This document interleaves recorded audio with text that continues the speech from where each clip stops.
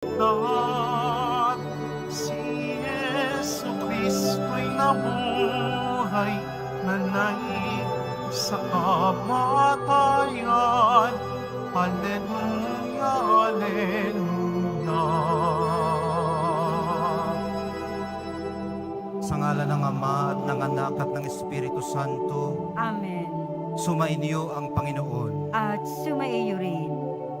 Mga kapatid, aminin po muna natin pagsisihan ng ating mga kasalanan upang tayo po'y maging marapat gumanap sa banal na pagdiriwang. Inaamin ko Sa makapangyarihang Diyos at sa inyo mga kapatid, na lubha akong nagkasala sa isip, sa salita, sa gawa at sa aking pagkukulang.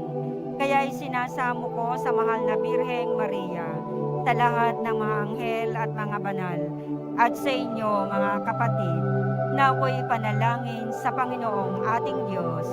kaawaan tayo ng makapangyarihang Diyos, patawarin sa ating mga kasalanan at patnubayan sa buhay na walang hanggan. Amen. Panginoon, kaawaan mo kami. Panginoon, kaawaan mo kami. Kristo, kaawaan mo kami. Kristo, kaawaan mo kami. Panginoon, kaawaan mo kami. Panginoon, kaawaan mo kami. Manalangin tayo. Ama naming makapangyarihan, ang aming kalooban ay lagi mong hubugin sa pagganap ng mga mabubuting gawain upang sa aming pagpupunyaging kamti ng iyong bigay, mapagsikapan naming sapitin ang pagkabuhay kailanman sa pamamagitan ni Jesucristo kasama ng Espiritu Santo, magpasawalang hanggan. Amen. Magsipo muna ang lahat.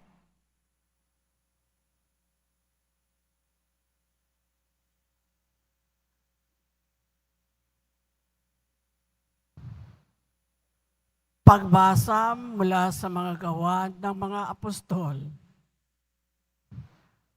Matapos tumigil sa Antioquia ng kaunting panahon, si Pablo'y muling naglakbay. Ginaygay niya ang mga bayan sa lupain ng Galacia at Phrygia at pinatatag sa pananampalataya ang mga alagad. Dumating sa Efeso ang isang Hudyong nagngangalang Apolos na ipinanganak sa Alejandria. Mahusay siyang magtalumpati at maraming alam sa kasulatan.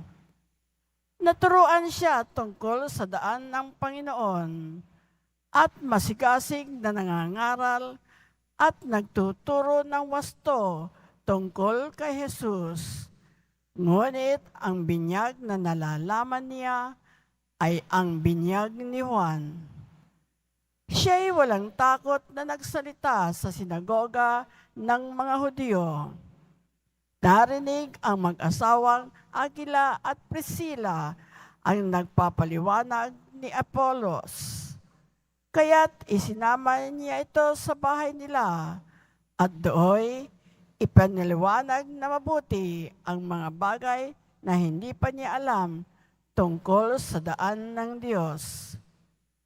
At nang ipasya niyang tumawid sa Akaya, pinalakas ng mga kapatid ang kanyang loob. Sumulat sila sa mga kapatid doon na malugod nilang tanggapin si Apolos. Pagdating doon, malaki ang naitulong niya sa mga nananampalataya sa pamamagitan ng kagandahang loob ng Diyos. Sapagkat walang magawa sa kanya ang mga Hudyo sa hayagang pagtatalo at mula sa mga kasulatan ay pinatunayan niyang si Jesus ang Kristo. Ang salita ng Diyos. Salamat sa Diyos. Hari ng sangkalupaan, Diyos na makapangyarihan, Hari ng sangkalupaan, Diyos na makapangyarihan. magdiwang ang lahat ng mga nilikha. Pumalakpak kayong may awit at tuwa bilang pagpupuri sa Diyos na dakila. Ang Diyos na poon kataas-taasan ay dakilang haring dapat katakutan. Siya'y naghahari sa sangkatauhan. Hari ng sangkalupaan, Diyos na makapangyarihan. Ang Diyos, siyang hari ng lahat ng bansa. Awit at purihin ng mga nilikha. Maghahari siya sa lahat ng bansa, magmula sa tronong banal at dakila.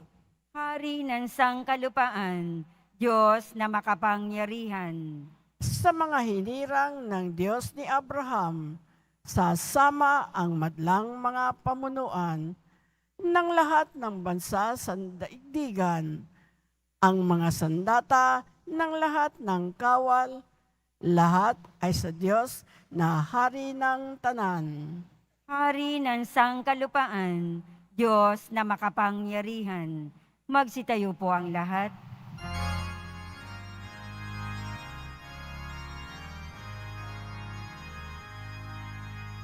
Hallelujah, Hallelujah, Hallelujah, Hallelujah.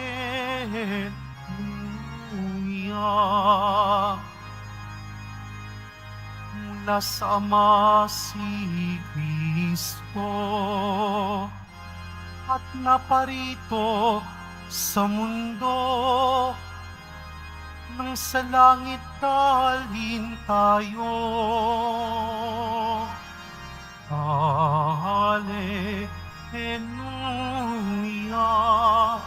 Hallelujah, Hallelujah, Hallelujah.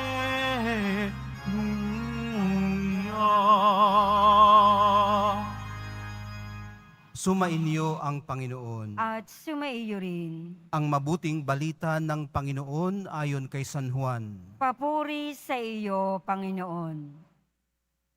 Noong panahong yun, sinabi ni Jesus sa kanyang mga alagad, "Tandaan ninyo ano mang hingin ninyo sa Ama, sa aking pangalan ay ibibigay niya sa inyo. Hanggang ngayon wala pa kayong hinihingi sa Kanya sa pangalan ko. Humingi kayo at kayo tatanggap upang malubos ang inyong kagalakan. Ang mga ito'y sinabi ko sa inyo ng patalinghaga, subalit darating ang panahon na hindi na ako magsasalita sa inyo ng gayon. Tuwiran na ang pagsasalita ko sa inyo at sasabihin ko sa inyo ang tungkol sa Ama. Sa araw na iyo'y hihingi kayo sa Kanya sa aking pangalan. At hindi ko sinasabi sa inyo na dadalangin ako sa Ama para sa inyo sapagkat iniibig nga kayo ng Ama. Iniibig niya kayo sapagkat ako'y iniibig ninyo at naniwala kayong nagmula ako sa Diyos. Ako'y mula sa Ama at naparito sa sanlibutan. Ngayoy aalis ako sa sanlibutan at babalik sa Ama." Ang mabuting balita ng ating kaligtasan. Pinupuri ka namin, Panginoong Heso Kristo. Magsiupo po ang lahat. Good morning po sa inyong lahat. Magandang umaga. Ang magandang balita na hatid ng magandang umagang ito sa atin at ng ating mga pagbasa ay ang katotohanang tinutulungan po tayo ng Diyos. Tinutulungan tayo ng Diyos sa ating mga gampanin. Kasi may kanya-kanya tayong gampanin, sa sambayan ng Kristiyano. Gaano ka man kahilaw, pakiramdam mo man ay hindi ka pa ready sa iyong gampanin, o talagang hindi ka pa ready, hinuhubog po tayo ng Espiritu Santo. Nagpapadala siya ng mga gaya ni na Aquila at Priscilla para ihanda ang kanyang mga lingkod. Mag-asawa daw ito, Si Aquila at si Priscilla. Kung sa Filipino ay pareho yatang babae, Aquila. at Priscilla. Pero sa tingin ko, ang babae dito ay si Priscilla, ano? Si Aquil ito, si Aquil. Si Aquil at si Priscilla. Si Aquil at si Presi. Ang mga gaya nila, mga kapatid, ang nagbibigay ng lakas ng loob sa mga hinirang na lingkod ng mahal na pong Jesus Nazareno. Importante po na palakasin natin ang loob ng isa't isa, lalo na po yung kinukulang ng lakas ng loob. Kasi meron naman talagang mga wounded ang self-esteem o kulang ng self-confidence. Hindi talaga makapagsalita. Isang halimbawa, sa harapan ng karamihang tao. O kaya kahit naman isahan, personalan, ganun pa rin. Kasi maaring pakiramdam niya, mas magaling sa kanya ang lahat. Kaya kulang sa self-esteem. Si Apollos, mga kapatid, ay hindi nag-umpisa sa wala. Mahusay na siya, ayon sa ating unang pagbasa. Pero kulang pa. Magaling na siya, pero may ipagpapakumbaba pa. Ayun, ano? So nakita natin kay Apollos na sa paglilingkod pala sa sambayan ng Kristiyano ay hindi sapat na magaling kang magtalumpati, orador ka, hindi ka nabubulol, marunong kang magbigay diin sa iyong mga salita. Kasi tayo namang mga Katoliko, lalo na tayong mga Katoliko, hindi naman tayo nagbababasa ng Biblia kumpara sa mga Protestante. Kaya ko po nasasabi yan ay dahil dati akong Protestante. Ang Biblia ng aking ama, ng aking tatay, parang ganito. Mas maliit nga lang dito, pero talagang luray-luray na. At may mga sulat sa gilid, sa mga margins. Pag aamuyin mo, amoy pawis. Kasi, saan niya dinadala? Nakaganito palagi. Dala-dala niya yan sa pagsimba. Kaya pag amoy mo, may amoy, ano. Pero tayong mga Katoliko, ang binabasa natin ay ang buhay natin. Kung paano ba nagre-reflect sa ating buhay ang ating mga sinasabi at ang ating mga naririnig. Kaya itong si Apollos, binigyan siya ng recommendation letter nung mga tahanan o yung mga household na pinakatirahan niya o kung saan siya nag-exposure. Katulad ni na Priscilla at Aquil. So importante din na may rekomendasyon ang grassroots level. Naalala nyo pag may mga ordination, ano? Sinasabi ng rektor ng seminaryo o ng superior sa obispo na mag-ordain, hinihiling po ng sambayanan na ordinahan ninyo si Reverend ganito. Ibig sabihin, mula sa sambayanan, kinukuha ang magpapari at oordinahan. At nakikinig ang obispo sa sinasabi ng sambayanan. In fact, ilang linggo, mga 4 yata yun o 5, hindi ko sigurado kung ilan, mga linggong sunod-sunod na ipagpapanawagan yan sa misa, doon sa announcement time ng ating misa. Kung sino man ika ang tumututol na ordinahan si Reverend ganito, ay lumapit lamang sa ating parish priest at sabihin ang inyong concern. Otherwise, kung hindi nyo sasabihin, ay manatili na lamang tahimik hanggang sa huli. Ganon din po sa mag-asawa. Bago ikasal, meron tayong tinatawag na marriage bonds. Ipagpapanawagan kung mayroon bang tumututol o mayroon nakakaalam, baka naman may asawa ng iba pa. Kaya inia-announce. Sa madaling sabi, mga kapatid, inaayos pa tayo ng Diyos. Paboritong sabihin ni Father Hans, hindi ka pa tapos. Inaayos ka pa ng Diyos. Gaano ka man kagaling, may matututunan ka pa. At matututunan mo ito sa mga hindi mo inaasahan, doon sa mga sabihin na natin na grassroots level. Dito mo kasi, kita kasi nila kung talagang maalam kang magpakumbaba. Kung talagang yung sinasabi mo ay yun ang ikinikilos mo. At sa level na ito, mga kapatid, dito tayo kikinisin, dito tayo tatasahan, at dito tayo hahasain. Katunayan na hindi pa tayo tapos. Ang lahat ay unfinished symphony.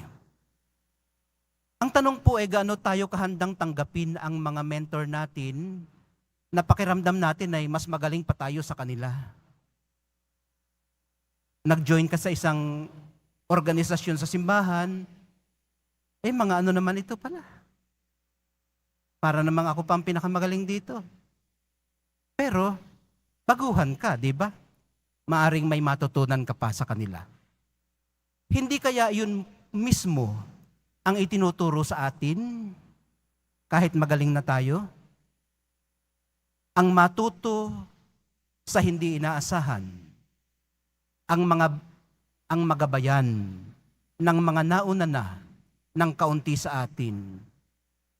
Ang kaigihan po ng sama-sama nating paglilingkod, hindi po ito karera. Hindi po ito race o karera una-unahan. At hindi rin po ito karera na karir o propesyon. May nauna man, mahuhuli rin. May nahuli man, nakahahabol din. At walang pinakamagaling na hindi matututo sa pinakamangmang. Ang mahalaga po ay sama-sama. Wala pong isyong ganito si Apostol Pablo. Siguro ay dahil kilalang-kilala naman niya ang kanyang sarili. Maging si Apollos ay ganun din. Hindi sila nag-compete against each other. Nag-complement sila sa isa't isa nang may pagkakaintindihan. Ito po ang sikreto ng makabuluhang pagsasama sa mahabaang biyahe ng buhay kahit ng mag-asawa. Complementarity and mutuality. Yun pong tipong nagpupunuan kayo sa kakulangan ng isa't isa. May pag-uunawaan. Hindi po yung tipo na, you complete me. What can I do without you? Dependency na po yun. Dependency. At hindi po yun healthy sa isang samahan. Na ang isa ay dominante at submissive ang isa. Unhealthy po yun at nakaka-diminish ng pagkatao. Kabaligtaran ng pangarap ng amang kaligtasan kung saan pare-pareho sana nating naaabot ang ganap na pagpapakatao. Tandaan po nating ikaw ay ikaw na bago pa kayo nagkakilala. Isa ka ng ganap na individual. At ganun din siya. May giftedness ka at may giftedness din siya. Ang pagsasama po ninyo at ang kombinasyon ng inyong giftedness, iba't iba man, ay kaaya-ayang hitsura ng isang malusog na pamilya o mag-asawa at sambayanang Kristiyano. kung saan lalo pang na-enhance ang talento ng iba sa pagsibol at pamumukadkad ng talento mo, nadadakila po ang Diyos. Ang nagbigay nito kung ginagamit, na-appreciate at naiaambag ito sa lalong pagsusumikap nating abutin ang full humanization. Sa patuloy po nating pagdalangin, minamahal kong mga kapatid, tutunan nawa nating kilanlin ang ating sarili at ang taglay nating giftedness. Sa tulong ng Espiritu Santo, ma-appreciate din nawa natin na ma-empower din ang giftedness ng ating kapwa. Hindi yung tipong, mas magaling yata ito sa akin kalaban na, kaaway na, sisirain mo na. Pag nakita mong mas magaling sa'yo, salamat sa Diyos. Makakatuwang ko siya sa gawaing ito. At sa sama-sama po nating pagtanggap ng banal na Eucharistia, maya-maya, pag-isa hinawa tayo sa sambayan ng Kristiyanong pare-parehong tumatanaw ng utang na loob sa pagiging pinagpala. Mahal na poong Jesus Nazareno, makita po nawa naming pagpapala maging ang aming mga kakapusan. Magsitayo po ang lahat.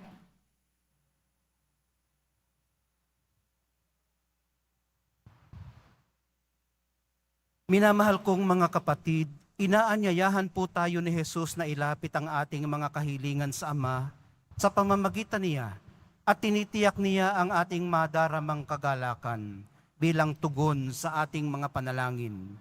Panginoon, gawin mong lubos ang aming kagalakan. Panginoon, gawin mo kaming lubos ang aming kagalakan. Ang mga pinuno ng simbahan sa pamamagitan ng kanilang pangangaral at patnubay, naway umakay sa atin sa kaluwalhatian ng ating tahanan sa langit. Manalangin tayo. Panginoon, gawin mong lubos ang aming kagalakan. Ang mga nanunungkulan sa pamahalaan, naway pagkalooban ng biyayang makapaglingkod ng may katapatan at dangal. Manalangin tayo. Panginoon, gawin mong lubos ang aming kagalakan. Ang mga taong naghihirap at may mabibigat na pasanin sa buhay, naway makatanggap ng lakas mula sa banal na Espiritu. Manalangin tayo. Panginoon, gawin mong lubos ang aming kagalakan. Ang mga may sakit, naway makatanggap ng ginhawa at pagpakalakas ng loob mula sa kanilang mga mahal sa buhay. Manalangin tayo. Panginoon, gawin mong lubos ang aming kagalakan. Ang ating mga mahal sa buhay na namayapa na ay maihatid nawa sa kagalakan at kaluwalhatian ng langit. Manalangin tayo. Panginoon, gawin mong lubos ang aming kagalakan. Hilingin natin sa Panginoon na ipagkaloob ang biyaya ng ulan na siyang matinding pangangailangan ng ating bansa upang ang pinsala sa mga pananim at kabuhayan at ang napipintong krisis sa tubig at kuryente ay maiwasan. Manalangin tayo. Panginoon, gawin mong lubos ang aming kagalakan. Sa katahimikan ng ating puso, ilapit po natin sa mahal na pong Jesus Nazareno lahat ng ating personal na intensyon at ang mga espesyal na mga intensyon ng ating mga kadebotong hindi na nagkaroon ng pagkakataong makaparito kahapon, kundi ngayon na lang.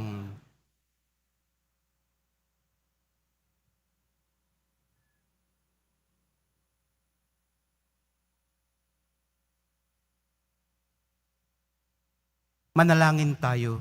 Panginoon, gawin mong lubos ang aming kagalakan. Ama, sa tuwin ay dinidinig mo kami at ipinagkakaloob ang lahat ng aming mga hinihiling sa pamamagitan ng mga kagalingan ng iyong anak. Manatili nawa sa amin ang iyong Espiritu upang ituro sa amin kung ano ang nararapat naming hilingin sa Diyos at ibuhos ang iyong mga biyaya sa amin. Inihiling po namin ito sa pamamagitan ni Kristo na aming Panginoon. Amen. Magsiupo muna ang lahat.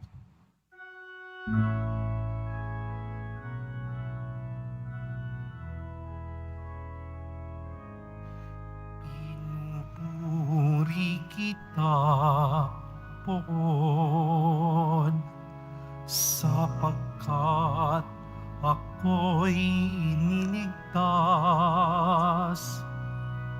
Mga kaaway din makuwang matuwa mula sa libingan.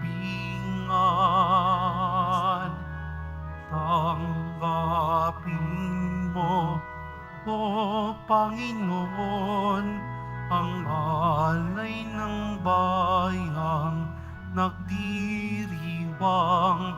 Punan mong bigay ang alak at tinapay, handog ng pagkabuhay.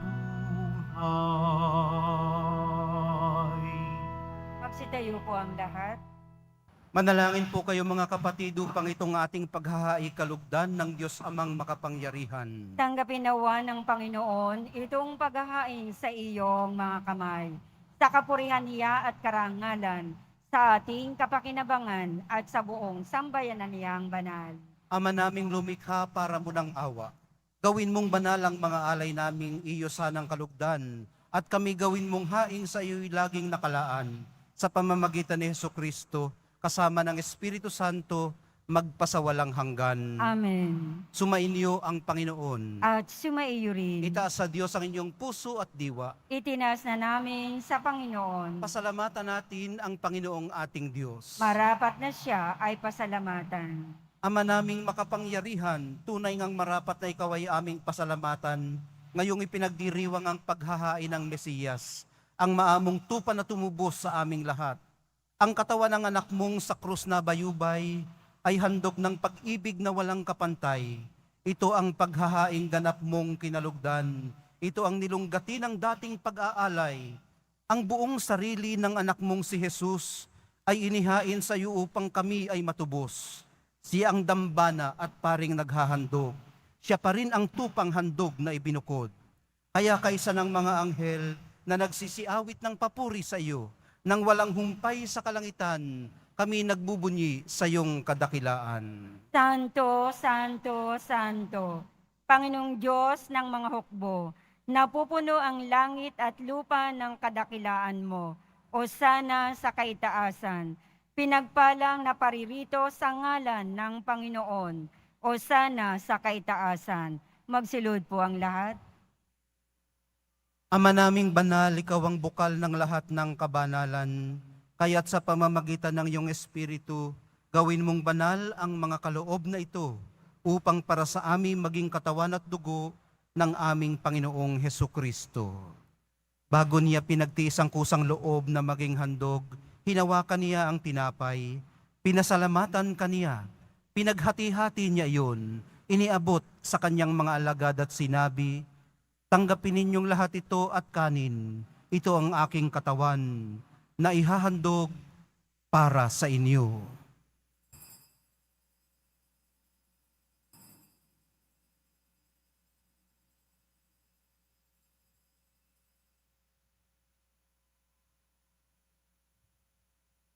Gayon din naman noong matapos ang hapunan, hinawakan niya ang kalis. Muli kanyang pinasalamatan. Iniabot niya ang kalis sa kanyang mga alagad at sinabi, tanggapin ninyong lahat ito at inumin. Ito ang kalis ng aking dugo, ng bago at walang hanggang tipan. Ang aking dugo na ibubuhos para sa inyo at para sa lahat. Sa ikapagpapatawad ng mga kasalanan, gawin ninyo ito sa pag-alaala sa akin.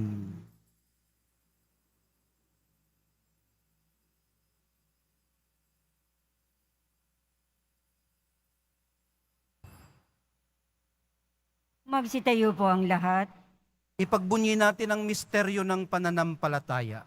Si Kristo ay namatay, si Kristo ay nabuhay, si Kristo ay babalik sa wakas ng panahon.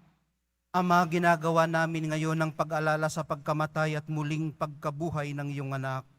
Kaya't iniaalay namin sa iyo ang tinapay na nagbibigay buhay at ang kalis na nagkakaloob ng kaligtasan.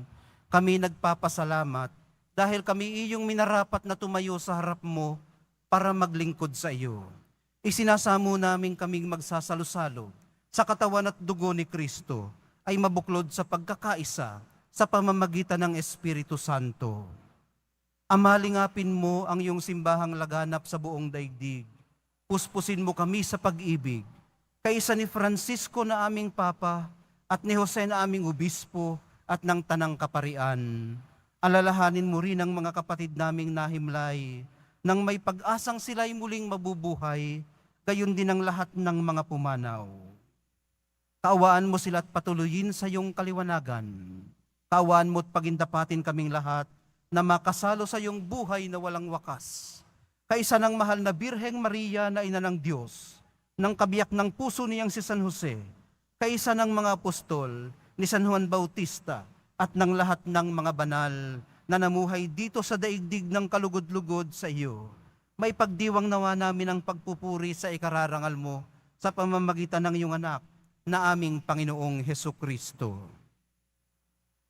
Sa pamamagitan ni Kristo, kasama niya at sa Kanya, ang lahat ng parangal at papuri ay sa iyo, Diyos Amang makapangyarihan, kasama ng Espiritu Santo, magpasawalang hanggan. Amen. Sa tagubili ng mga nakagagaling na utos at sa turo ni Jesus na Panginoon natin at Diyos, ipahayag po natin ng lakas loob. Ama namin, sumasalangit ka.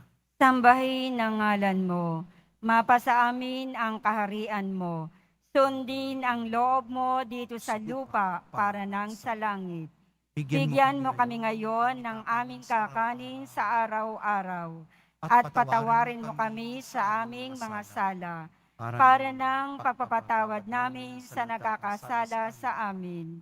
At huwag mo kaming ipahintulot sa tukso at iadya mo kami sa lahat ng masama. Hinihiling po namin kami iadya sa lahat ng masama, pagkalooban ng kapayapaan araw-araw, iligtas sa kasalanan at ilayo sa lahat ng kapahamakan.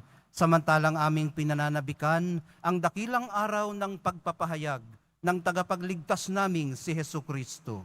Sapagat iyo ang kaharian at ang kapangyarihan at ang kapurihan magpakailanman. Amen. Panginoong Hesukristo, sinabi mo sa iyong mga apostol, kapayapaan ang iniiwan ko sa inyo, ang aking kapayapaan ang ibinibigay ko sa inyo. Tunghayan mo ang aming pananampalataya at huwag ang aming pagkakasala. Pagkalooban mo kami ng kapayapaan at pagkakaisa ayon sa iyong kalooban, kasama ng Espiritu Santo, magpasawalang hanggan. Amen. Ang kapayapaan ng Panginoon ay laging sumainyo. At sumaiyo rin. Magbigayan po kayo ng kapayapaan sa isa't isa.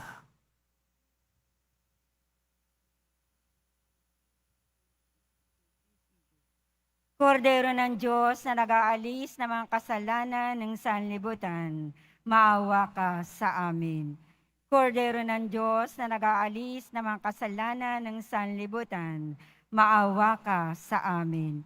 Kordero ng Diyos na nag-aalis ng mga kasalanan ng sanlibutan, ipagkaloob mo sa amin ang kapayapaan. Magsulod po ang lahat. Ito ang kordero ng Diyos na nag-aalis ng kasalanan ng sanlibutan.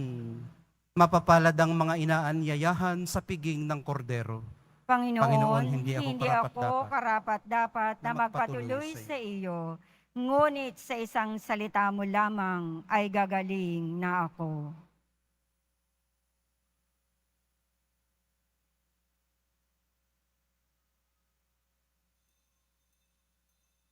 Para sa lahat ng tatanggap ng banal na komunyon, sasagot po tayo ng amen.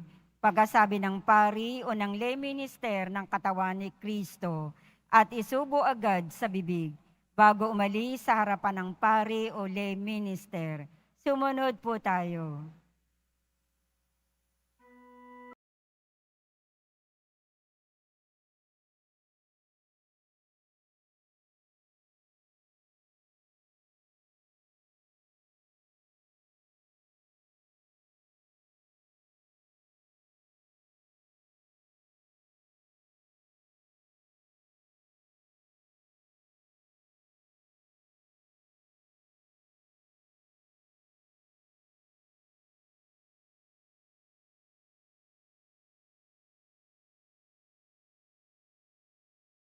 Magsitayo po ang lahat. Manalangin tayo.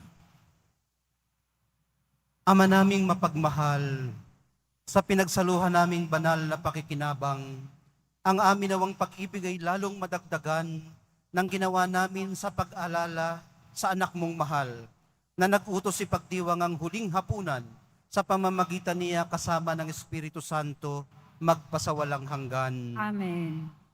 Sumainyo ang Panginoon. At sumaiyo rin. Mahal na poong Jesus Nazareno, inihayag mo sa pamamagitan ng krus ang walang maliw na pag-ibig ng Diyos sa sangkatauhan.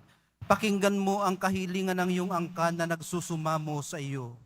Makamtanawa nila ang inyong katugunan at tanggapin ang kasagutan na may utang na loob na tinatanaw.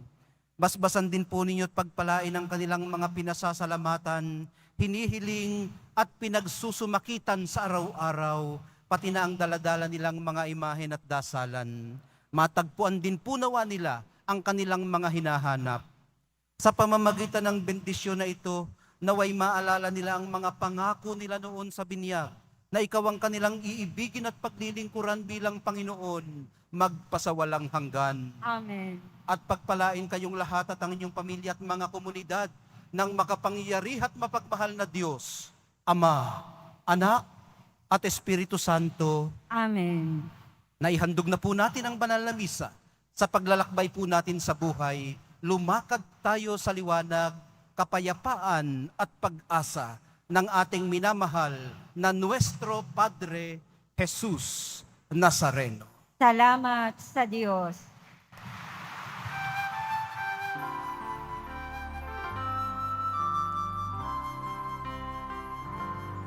Nuestro Padre Jesus Nazareno, sinasamba ka namin. Inihinto ka namin. Aral mo ang aming buhay at kaligtasan. Nuestro Padre Jesus Nazareno, iligtas mo kami sa kasalanan. Ang krus mong kinamatayan ay sagisag ng aming kaligtasan. Nuestro Padre Jesus Nazareno, dinarangal ka namin. Nuestro Padre Jesus Nazareno,